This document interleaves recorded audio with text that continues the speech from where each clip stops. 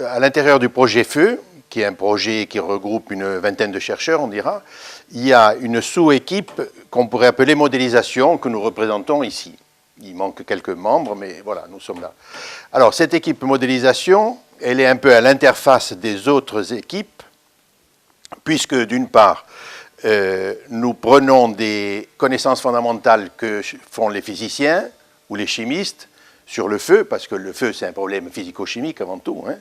Donc ça, nous les intégrons, nous, dans le modèle, c'est-à-dire, le modèle, qu'est-ce que c'est? C'est, disons, un schéma du feu réel sous forme mathématique, puis numérique, et puis informatique.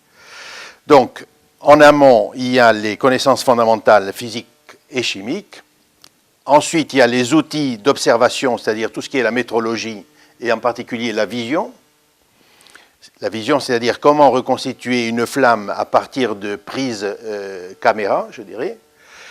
Et ensuite, une fois que ce modèle est construit, eh bien, on va s'en servir pour la lutte, pour la prévention, en calculant des distances de sécurité à partir de calculs de flux émis.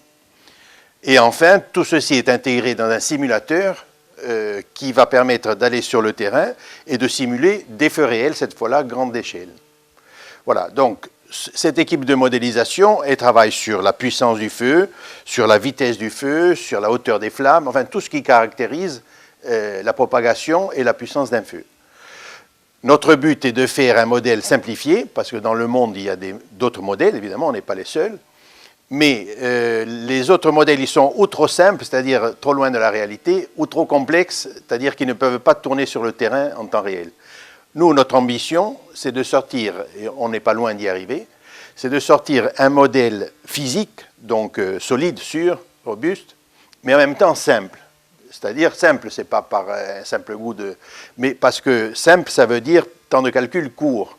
Et temps de calcul court, ça veut dire qu'on va plus vite que le feu, et donc pour la lutte, ben, les pompiers peuvent anticiper le feu sur plusieurs heures. Voilà. Donc voilà le but de cette équipe. Ben, qu'est-ce qu'on peut dire d'autre que voilà, c'est un long chemin, on en a fait peut-être la moitié, mais une grande moitié reste à faire. Mais voilà, c'est un travail intéressant, amusant et puis original, parce qu'il y a peu de gens qui font ça. Le but final, c'est celui-là, c'est de fournir un outil d'aide à la décision pour les gens de la lutte et de la prévention. Voilà. Mais évidemment, vous comprenez qu'avant de fournir l'outil, il faut être sûr de cet outil, parce qu'il y a des vies humaines qui sont en jeu, hein. Donc, on ne le fournira quand on le sera très sûr, c'est-à-dire quand on l'aura validé sur beaucoup de cas, hein. C'est à la phase en fait de test.